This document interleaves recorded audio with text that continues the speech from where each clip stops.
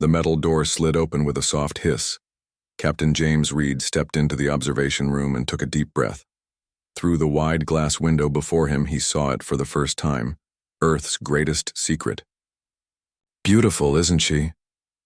Admiral Thompson stood beside him, hands clasped behind his back. Reed could only nod.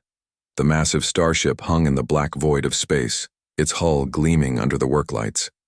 It stretched nearly a mile long, with smooth lines that reminded him of the ancient ocean predators from Earth's seas. "The EDS Thunderbolt," Thompson said with pride. "Earth's first true warship. I thought we signed peace treaties," Reed said quietly. "The Galactic Council forbids warships of this size." Thompson laughed. "The same council that refuses to protect our colonies? The same aliens who treat us like children? For 200 years we've played nice, we've followed their rules. And what has it gotten us? Nothing but disrespect." Reed watched as small worker ships moved around the Thunderbolt, making final adjustments. "And they don't know about this?" "Not a clue," Thompson smiled. "We built it in pieces, assembled it here behind the moon. Even most of our own government doesn't know." "Why me?" Reed asked. At 42, he was young for such a command. His dark hair showed only touches of gray at the temples, and while his face had lines from years of service, his blue eyes remained sharp and clear. "Because you understand what's at stake." Thompson handed him a small tablet. "Your crew assignments, I picked the best." Reed scrolled through the list. He stopped at 2 names. Lisa Gray and Mike Wilson. "Problem?" Thompson raised an eyebrow. "No. They're the best at what they do. I just didn't think they'd clear security." Thompson laughed again. Gray questioned orders during the Mars incident. Wilson punched a superior officer who tried to cut corners on engine safety. "They're not perfect soldiers, but they're perfect for this mission." A young officer entered the room and saluted.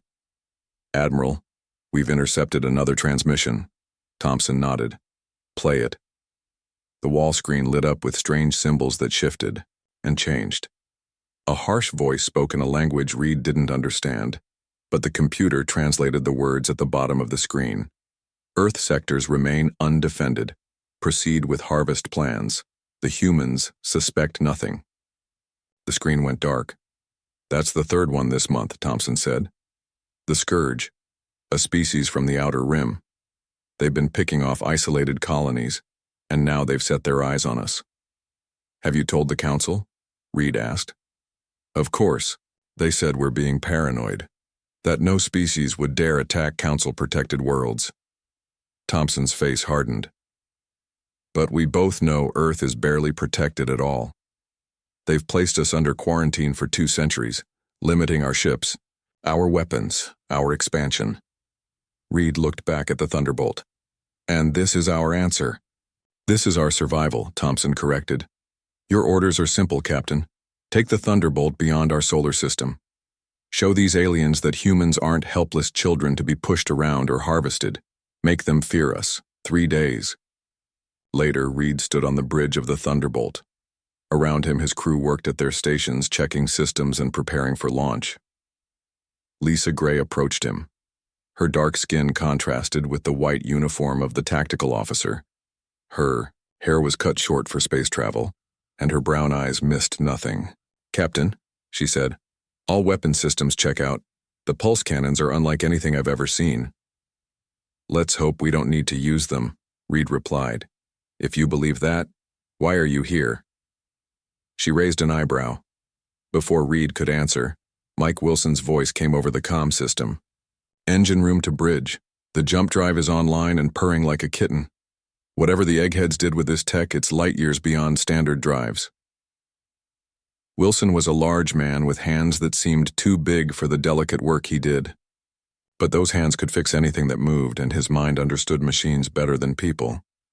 "Good work, Chief," Reed said. "Are we ready?" "As ready as anyone can be on a ship that shouldn't exist," Wilson replied. Reed turned to his communications officer.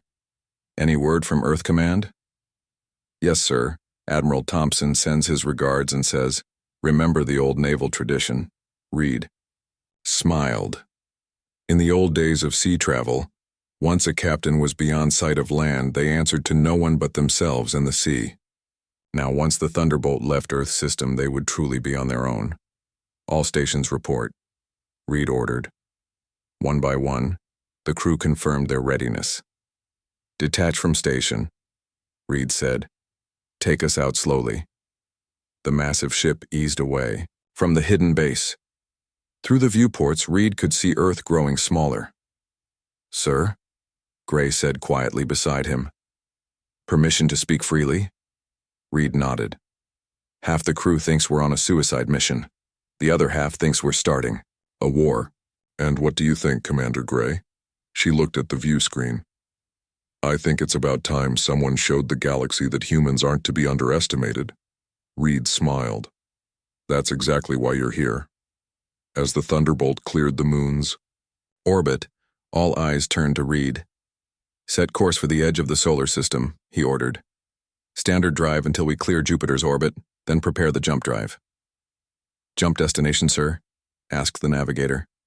Reed thought of the alien transmission, of the threats that lurked in the darkness between stars. The Tau Ceti system, he said. Intelligence suggests that's where the Scourge fleet is gathering. Gray looked at him with surprise. That's well beyond the Council's quarantine line. Yes, Reed said simply. It is. As the Thunderbolt's engines powered up, Reed felt the weight of his mission. 200 years of playing by alien rules. 200 years of being treated as lesser beings. That ended today. The ship accelerated, pushing toward the outer planets. On the view screen, Jupiter's massive form grew larger. Captain, the communications officer called out. We're receiving an emergency transmission from the Council outpost at Jupiter's moon. They're demanding we identify ourselves and state our purpose. No response, Reed ordered. They're threatening to report us to Earth Command. Reed smiled. Let them. By the time anyone figures out what's happening, we'll be long gone. The Thunderbolt passed Jupiter's orbit, its massive form now dwarfing the gas giant. Never had humans built something so powerful, so deadly. Jump drive ready, Captain, Wilson reported from engineering. Reed looked at his crew, at the faces of men and women who had trained for years for this moment. They were about to break every rule, violate every treaty. They were about to show the galaxy that humanity would no longer sit quietly in its corner. Engage jump drive, Reed ordered. Let's shatter the stillness. The stars on the view screen stretched into lines of light, and the EDS Thunderbolt vanished from Earth's solar system, carrying with it humanity's first true step into the galactic stage. The jump ended with a gentle shudder. On the bridge of the Thunderbolt, emergency lights flashed briefly before returning to normal. Captain Reed gripped his command chair as the massive ship settled into normal space. Status report, he ordered. All systems functioning, Captain. Wilson's voice came through the comm. The jump drive performed better than expected. Barely any strain on the engines. Lisa Gray studied her tactical display. We've arrived at the edge of the Tau Ceti system. No signs of being followed. Reed nodded. They had just traveled farther than any official Earthship in history. The quarantine line set by the Galactic Council was now 20 light-years behind them. Passive scans only, Reed ordered. I want to see what's out there before they see us. The bridge crew worked silently. Through the main view screen, Reed could see the distant star of Tau Ceti, its light a warm yellow against the black of space. Sir, the sensor officer called out, I'm picking up energy signatures near the 5th planet, multiple ships. Show me, Reed said. The view screen changed to show a magnified view of a massive gas giant. Around it, ships moved in formation. They were sharp, angular vessels with red markings that reminded Reed of blood spatters. The Scourge fleet, Gray said quietly, just as intelligence suggested. Reed studied the ships. How many? 12 war vessels and what appears to be 3 transport ships, Gray replied.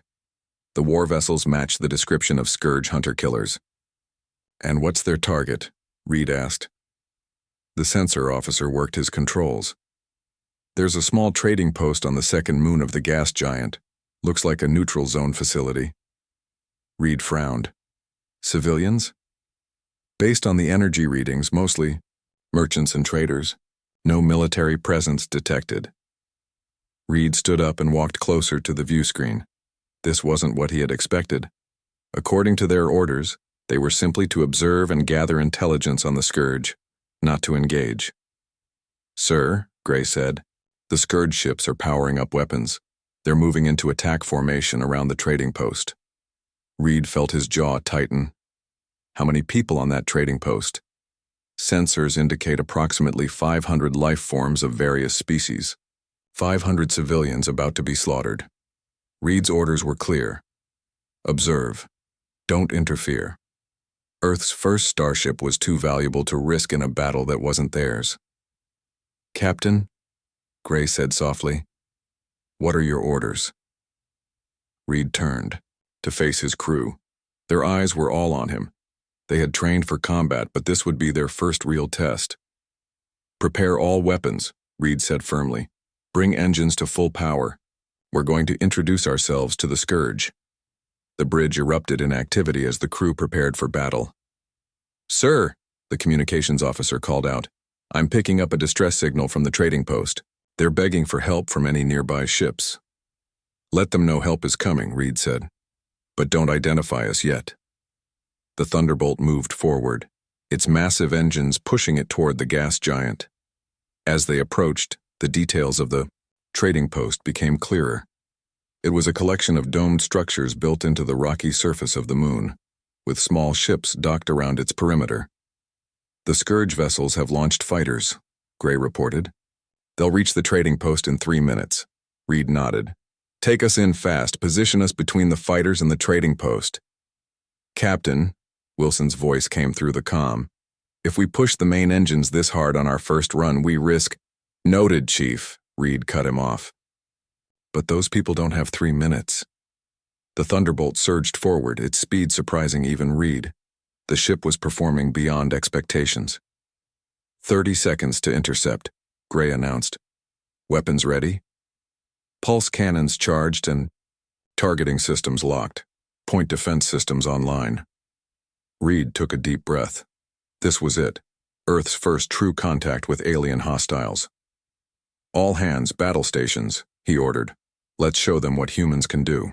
The Thunderbolt burst into the space between the Scourge fighters and the trading post. For a moment, everything seemed to freeze. The Scourge fighters, small and agile with their red markings, paused in their attack run. "We've been spotted," Gray said. "The Scourge vessels are redirecting to us. They're hailing us." "On screen," Reed ordered. The view screen flickered and the image of an alien appeared. Its face was gray and ridged, with 4 yellow eyes that blinked independently of each other. When it spoke, its sharp teeth flashed. "Unknown vessel," the translation computer rendered in English. "You have entered Scourge hunting grounds. Identify yourself or be destroyed." Reed stepped forward. "This is Captain James Reed of the Earth Defense Ship Thunderbolt. You are threatening a peaceful trading post. Withdraw your forces immediately." The alien's eyes widened. "Earth? Impossible. Humans are confined to their system by Council decree. You cannot be here." "And yet, here we are," Reed replied calmly. "I won't ask again. Withdraw your forces." The alien made a sound that might have been laughter. "A single human ship, no matter how large, cannot stand against the Scourge. Your destruction will make an excellent example to others who defy us." The connection cut. "They've broken off communication," the communications officer reported. "All Scourge vessels are targeting us." Reed returned to his chair. "Gray, tactical assessment?" "Their fighters are fast but lightly armored. The larger vessels have significant firepower but slow maneuvering. They're spreading out to surround us." Reed nodded. "They think we're easy prey. Let's change their minds. Target the lead fighter group with pulse cannons, minimal power. I want to disable, not destroy." "Targeting," Gray confirmed. "Ready on your mark. Fire." The Thunderbolt's weapons fired for the first time. Bright blue energy pulses shot out, striking the lead fighters with perfect accuracy. The Scourge vessels spun out of control, their Systems disabled but hulls intact. A stunned silence fell over the bridge. Direct hits on all targets, Gray reported with a hint of awe. All fighters disabled with minimal damage. The remaining Scourge fighters broke formation, clearly confused by the precision and power of the human ship's weapons. "Sir," the communications officer called out, "we're being hailed by the trading post." "On screen," Reed ordered.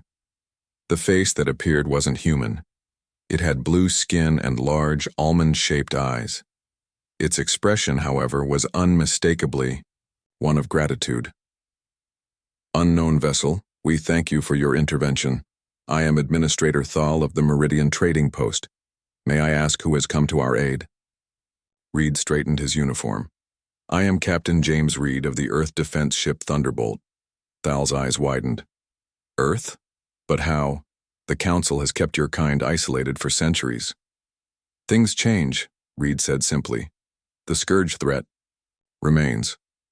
Do you have any defenses of your own?" "Minimal," Thal admitted. "We are a peaceful trading hub. The Council promised protection, but their patrols are infrequent." Reed turned to Gray. "Status of Scourge vessels?" "The larger ships are moving into attack position. They're charging main weapons." Reed nodded. "Administrator Thal, stand by. We're not done here yet." As the connection closed, Reed faced his crew. "It seems we've surprised everyone today. Let's make sure the Scourge remember this meeting. Battle Plan Alpha 3. Gray smiled. "With pleasure, Captain." The Thunderbolt moved forward, directly toward the Scourge fleet. Earth's first Star Destroyer was about to prove its worth. The main Scourge vessel fired first. A beam of red energy shot toward the Thunderbolt, but the Earth ship moved with surprising speed for its size. The beam missed by meters. "Return fire," Reed ordered. "Target their weapon systems only." Gray's fingers danced across her tactical display. Firing pulse cannons, blue energy bolts struck the Scourge ships with surgical precision. One by one, their weapon systems went dark. "Sir," the sensor officer called out, "3 more Scourge vessels are moving in from behind the moon." Reed nodded. "They planned this. Well, Gray, prepare the hammer." Gray looked up, surprised. "The hammer, sir? We haven't tested it in actual combat." "No time like the present," Reed said with a small smile. While the pulse cannons were impressive, the hammer was the Thunderbolt's true secret weapon. Designed using physics that most species in the galaxy hadn't yet discovered, it could disrupt energy shields and disable ship systems without destroying the vessels themselves. "Hammer ready," Gray reported. "Target all remaining Scourge vessels, and fire." A wave of invisible energy pulsed out from the Thunderbolt. When it reached the Scourge ships, their lights flickered and died. The vessels drifted powerless. Silence fell over the bridge. "All Scourge vessels disabled," Gray said, her voice filled with awe. "No casualties detected." Reed stood. "Open a channel to the lead Scourge ship." The alien commander appeared on screen, again, but this time its yellow eyes showed fear instead of arrogance.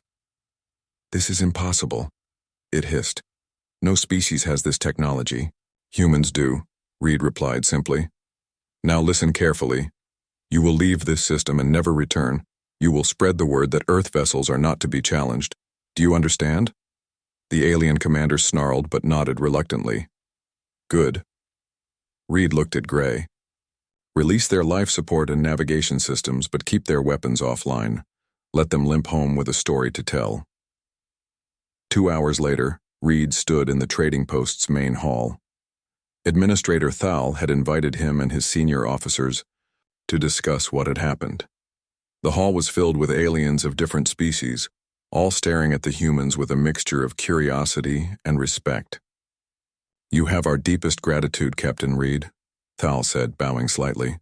"The Scourge have terrorized this sector for years.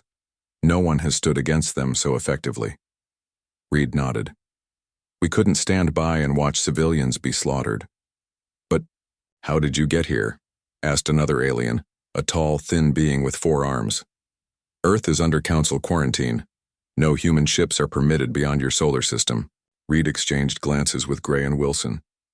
Let's just say Earth decided it was time to make our own rules. Thal leaned closer. Captain, there is something you should know. The Meridian Alliance has been watching Earth for some time. We believe the Council has not been honest with you, or with us. What do you mean? Reed asked. Thal gestured for them to follow. He led them to a private room and activated a holographic display. This is a map of our galaxy, Thal explained. These red marks show attacks by the Scourge over the past 50 years. The map showed hundreds of red dots, forming a clear pattern. They're moving toward Earth, Gray said quietly. Yes, Thal confirmed. But look at this. He added a blue overlay to the map. These are Council protection zones. Notice anything strange? Reed studied the map. They've been pulling back, abandoning outer systems. Precisely. The Council has been retreating, giving the Scourge free rein in the outer regions, and now they're directing them toward Earth. Wilson frowned. Why would they do that? The Council is supposed to maintain peace. Thal laughed bitterly. The Council fears what they don't control. And humans. He looked at Reed. Humans scare them more than most. Us? Reed was surprised. We've been stuck in our own system for 2 centuries. How could we be a threat? It's not what you've done, Thal explained. It's what you could do. He tapped the holographic display again, and new information appeared. Your species adapts faster than any other known race. Your technological growth is unprecedented. In the brief time before the Council found Earth, your people went from primitive flight to space travel in less than a century. Reed felt a chill run down his spine. They've been containing us, and using the Scourge as their weapon against any who might ally with you, Thal added. The Meridian Alliance has long suspected this, but we had no proof until now. The ship you arrived in, Thal continued. It uses technology the Council claims is impossible, yet here you are. Wilson stepped forward. Speaking of technology, I've been talking with some of your engineers. Your power systems are different from ours, but compatible. With your permission, I'd like to exchange some ideas. Thal smiled. Of course, the Meridian Alliance would be honored to share knowledge with Earth. A young alien rushed into the room. Administrator, a Council diplomatic vessel has just entered the system. Thal's face darkened.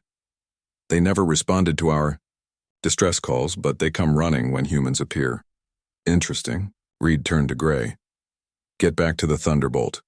Prepare for possible hostile action. Do you think they'd attack openly? Gray asked.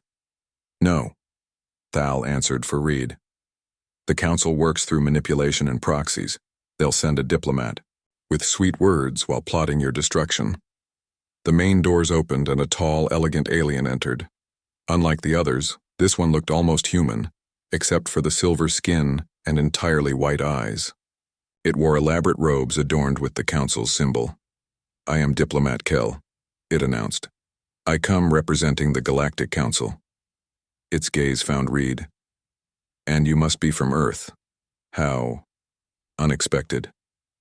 Reed stepped forward. Captain James, Reed of the Earth defense ship Thunderbolt. Kell's expression remained neutral, but Reed noticed a slight tensing of its shoulders. Earth vessels are not permitted beyond your solar system, Captain. This is a serious violation of Council law. We received no help when we reported Scourge movements near our colonies, Reed replied evenly. We decided to investigate ourselves. A noble but unnecessary action, Kell said smoothly. The Council has the Scourge situation well in hand. Thal made a sound of disbelief. We sent 7 distress calls when they attacked. Where was your help then, Diplomat? Kell ignored him, focusing on Reed. Captain, I must insist you return to Earth immediately. Your presence here disrupts the delicate balance the Council maintains. Reed met the diplomat's gaze steadily. We'll return when our mission is complete. He turned to Thal. The Meridian Alliance has offered to share knowledge with us. We accept. Kell's calm facade cracked slightly. That would violate at least 3 Council directives. Then perhaps it's time for new directives, Reed said. Earth is no longer content to sit quietly in its corner of the galaxy. As the diplomat struggled to respond, Reed felt his communicator vibrate. He glanced at it and saw an urgent message from the Thunderbolt. Ship systems compromised. Possible sabotage. Reed kept his face neutral as he looked back at Kel. Now he understood. The diplomatic visit was just a distraction. The real battle, for the Thunderbolt and perhaps humanity's future, was just beginning. Reed kept his face calm as he excused himself from the meeting with diplomat Kel. "I need to check in with my ship," he said simply. Kel smiled, but the expression didn't reach his white eyes. "Of course, Captain. Council protocol does require regular communication with your vessel." As Reed stepped away, Gray followed him. Once they were out of earshot, she whispered, "What's wrong?" "Sabotage," Reed said quietly. "Someone's messing with the Thunderbolt systems. We need to get back, now." They hurried to the docking bay where their shuttle waited. Wilson was already there, speaking with some Meridian engineers. "Chief," Reed called. "Time to go." Wilson caught the urgency in Reed's voice and quickly said goodbye to the Meridians. As the shuttle powered up, Reed filled them in. "The Thunderbolts, security has been breached. Systems are failing across the ship." "How?" Wilson asked, his face darkening with anger. "We have the best security protocols in the fleet." "The Council," Gray said grimly. "They've had centuries to study human technology. They probably placed backdoors in our systems from the beginning." The shuttle raced back to the Thunderbolt. From the outside, the massive ship looked normal, but when they docked, they found chaos inside. Emergency lights flashed throughout the corridors. Crew members rushed about trying to contain the damage. Lieutenant Park, the ship's security officer, met them at the airlock. "Captain, we have a situation. All major systems are shutting down one by one. Life support is running on backup power." Reed nodded. "What about the jump drive?" "Offline, sir, and weapon systems are unresponsive." Reed turned to Wilson. "Chief, get to engineering. Find the source of this and fix it." Wilson's face set with determination. "On it, Captain." He hurried away. "Gray, what's the status of the Council diplomatic vessel?" Gray checked her tablet. "Still in orbit around the trading post, but," she frowned. "There's something else. 3 unknown ships just appeared at the edge of the system. They're on an intercept course." Reed's jaw tightened. "The Council doesn't waste time. They're making sure we can't leave." "Captain, to the bridge," came an urgent call over the comm system. When Reed and Gray arrived on the bridge, the view screen showed 3 large warships approaching. They were sleek and silver, bearing the Council's emblem. "Council Enforcement Division," Gray said. "Their version of military police." The communications officer looked up. "Sir, they're hailing us." "On screen," Reed ordered. A stern alien face appeared. Like Diplomat Kel, this one had silver skin and white eyes, but wore a military uniform instead of robes. "Earth vessel," the alien said coldly. "This is Commander Vex of the Council Enforcement Division. You are in violation of Council quarantine. Directives. Power down your weapons and prepare to be boarded." Reed stepped forward. "This is Captain Reed. We responded to a distress call from the Meridian Trading Post. Under galactic law, that gives us the right to be here." Vex's expression didn't change. "You had no authority to leave your system in the first place. Power down immediately or face destruction." The screen went dark. "Charming fellow," Gray muttered. Reed turned to his crew. "Battle stations, prepare all functioning weapon systems." "Sir," the tactical officer said nervously, "most of our weapons are offline. We can't fight 3 Council warships." "We don't need to fight," Reed replied. "We just need to survive." His communicator beeped. It was Wilson. "Captain, I found the problem. There's a virus in our main computer. It's Council technology designed to shut down our systems one by one. Can you fix it?" "Yes, but I need time. And there's something else you should know. I've been working with the Meridian engineers. Their communication system operates on frequencies the Council doesn't monitor. If we can adapt it to our ship, we can call for help." Reed frowned. "Help from whom? Earth is too far away." Not Earth, Wilson said. The Meridians showed me something. There are other species out there who hate the Council as much as we're starting to. They've been watching, waiting for someone to stand up to them. Reed considered this. How long to install their communication system? An hour, maybe less.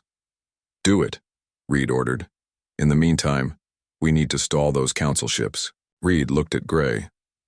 Ideas? She smiled. The hammer didn't drain as much power as we thought. We have enough for one more pulse. It won't disable Council ships, Reed warned. Their technology is too advanced. No, but it might confuse their sensors long enough for us to make a break for it. Reed nodded. Do it. Gray worked her console. Hammer charged, ready on your mark. Reed watched as the Council ships moved closer, forming a triangle to trap the Thunderbolt. Now, he ordered. The hammer fired, sending an invisible wave of energy toward the Council ships. Their formation faltered as their sensors temporarily went blind. Full power to engines, Reed ordered. Take us around the moon. The Thunderbolt lurched forward, pushing past the disoriented Council vessels and heading for the large moon of the gas giant. They're recovering faster than expected, Gray reported. They're in pursuit. Keep going, Reed urged. We just need to buy Wilson time. The Council ships fired, their energy beams striking the Thunderbolt's rear shields. The massive Earth ship shuddered but kept moving. Shields at 60%, the tactical officer reported. Reed gripped his chair. Evasive maneuvers. Use the moon's gravity to slingshot us around. The helmsman worked furiously. The Thunderbolt dipped closer to the moon, using its gravity to gain speed. For a moment it looked like they might escape. Then a direct hit rocked the ship. Shields down to 30%, the tactical officer called out.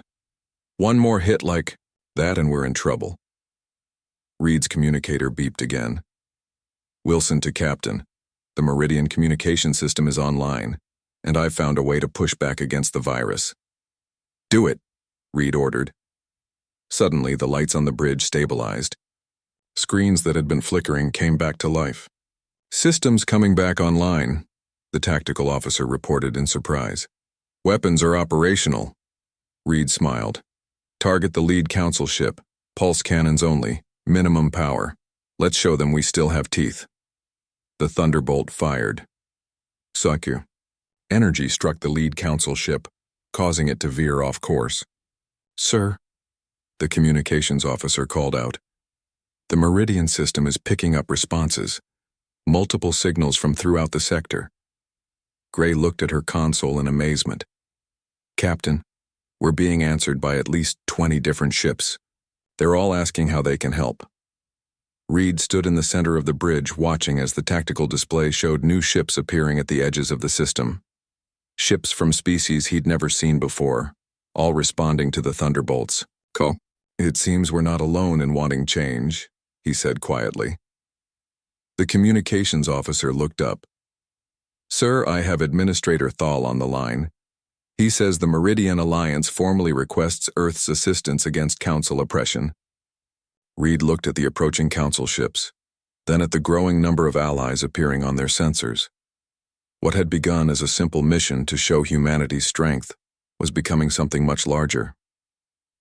Tell Thal, Reed said firmly, that Earth accepts. The gathering storm of rebellion had begun. 3 days after the confrontation with the Council ships, the space around the Meridian trading post was filled with vessels of all shapes and sizes. Ships from 24 different species had answered the call, forming a makeshift fleet that surrounded the Thunderbolt like protective siblings around a younger brother. On the bridge of the Thunderbolt, Captain Reed studied the tactical display with Gray and Administrator Thal. The Council has recalled all its forces to their headquarters at Centaurus Prime, Thal reported. Our scouts say they're gathering a massive fleet. Reed nodded. They're preparing to crush this rebellion before it spreads. It's already spreading, Gray said, pointing to the display. Look at these reports. Planets throughout the outer systems are openly defying Council directives. Some are even removing Council representatives. Wilson entered the bridge looking tired but satisfied. Captain, the ship repairs are complete. All systems are back online, and I've purged every trace of Council programming from our computers. Good work, Chief, Reed said. What about the modifications? Wilson grinned. Better than expected. The Meridian shield technology integrated perfectly with our systems, and that weapon design from the Atraxians has doubled our pulse cannon output. Reed looked around at his crew, then at their alien allies. What had begun as a simple mission to demonstrate Earth's strength had become something much larger. They had sparked hope in species that had lived under Council control for centuries. So what's the plan, Captain? Gray asked. Reed turned to Thal. The Council is vulnerable right now. They've never faced open rebellion on this scale, but they still have their ultimate weapon, don't they? Thal's face darkened. The stillness. Yes. It's why most species never dared to challenge them. What exactly is the stillness? Wilson asked. A planet killer, Thal explained. Housed on their central command station. It can destroy an entire star system from light years away. They've only used it twice in known history, but the demonstrations were effective. Reed studied the map. That's why we can't just hide and build our strength. As long as they have the stillness, they can destroy any world that opposes them. So we take it out, Gray said simply. The others looked at her. Is that even possible? Wilson asked. Reed smiled slowly. The Thunderbolt was built to do the impossible. He turned to the communications officer. Call a meeting of all ship captains. It's time to plan our attack. The plan was daring to the point of madness, but no one had a better idea. The Allied fleet would launch a frontal assault on the Council headquarters at Centaurus Prime, drawing away their defensive ships. Meanwhile, the Thunderbolt would attempt something no ship had ever done, a precision jump directly into the heart of the Council command station. In the Thunderbolt's engine room, Wilson was making final adjustments to the jump drive.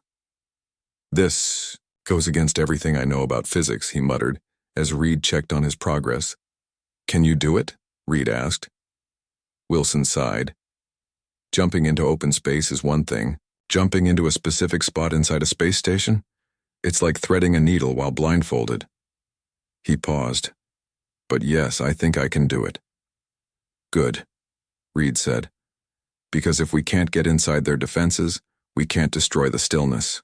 Wilson looked up from his work. You know this is likely a one-way trip, right? Even if we succeed, the energy backlash from destroying the stillness will probably destroy us too. Reed nodded. I know. That's why I'm only taking volunteers for this mission. Wilson laughed. You'd have to throw people off the ship to stop them from volunteering. This crew would follow you into a black hole if you asked. Let's hope it doesn't come to that, Reed said with a smile. The Allied fleet dropped out of jump space near Centaurus Prime. Immediately, alarms blared throughout the Council command station, a massive structure that orbited the system's sun. Council ships scrambled to meet the threat, just as Reed had predicted. The battle began, with energy weapons flashing across the blackness of space. On the Thunderbolt's bridge, Reed watched the tactical display. Status of Council command station. All defensive ships have moved to engage the fleet. Gray reported. Station shields are at maximum power. And the stillness? Energy readings indicate it's powering up. They're preparing to target the Meridian homeworld. Reed's face hardened. Not today. Prepare for jump. The crew secured themselves in their stations. What they were about to attempt had never been done before. Jump coordinates locked, the navigator reported. Targeting the central chamber of the command station. Reed took a deep breath. All hands, brace for jump. On my mark. Jump.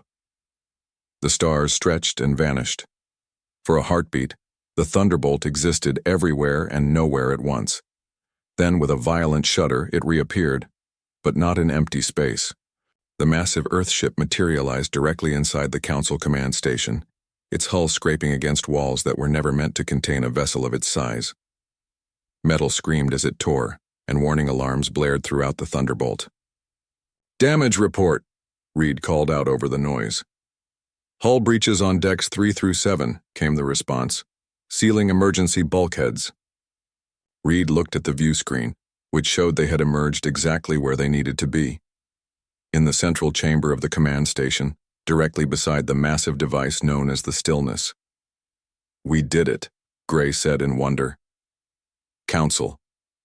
Security forces were already responding, firing energy weapons at the Thunderbolt's hull. "Defense teams repel boarders," Reed ordered. "Gray, prepare the ship's self-destruct sequence."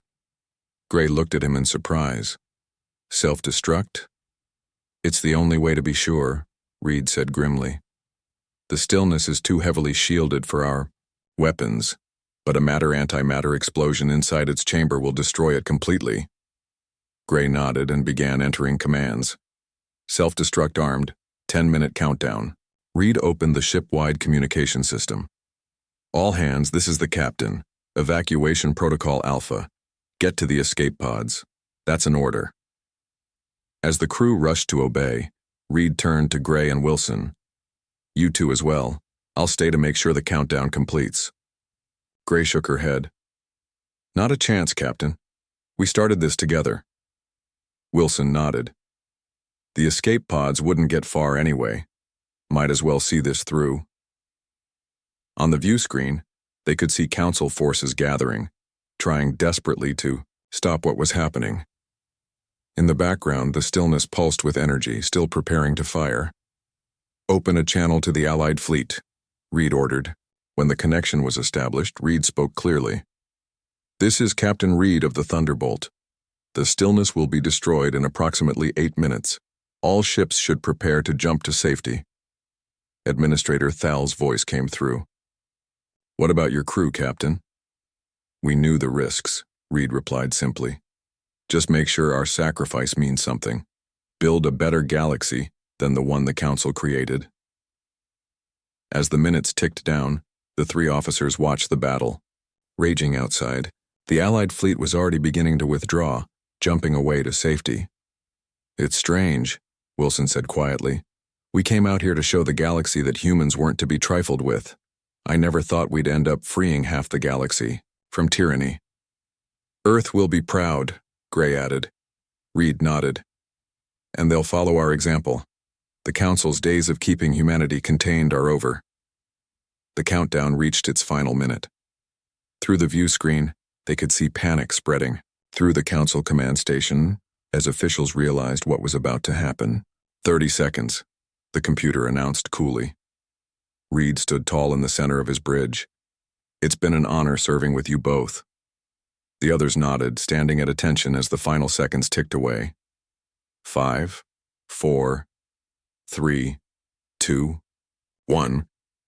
A blinding flash of light engulfed the Thunderbolt, the Stillness, and the Council command station. The explosion rippled outward, visible across light years of space. The stillness that had gripped the galaxy for centuries was finally, irrevocably shattered. 1 month later, on Earth, Admiral Thompson stood before the World Council, reading the final message from the Thunderbolt. When he finished, silence filled the chamber. Then a representative stood. "What happens now, Admiral?" Thompson looked up at the large view screen, which showed dozens of alien ships in orbit around Earth, not as conquerors but as allies and friends. "Now," he said, "we build the fleet that Captain Reed and his crew gave their lives for. We take our rightful place among the stars." He paused. "And we make damn sure their sacrifice wasn't in vain." As he spoke, across the galaxy, species that had lived in fear for generations were standing tall for the first time. The age of the Council was over. A new era had begun, and it had all started with Earth's first star destroyer.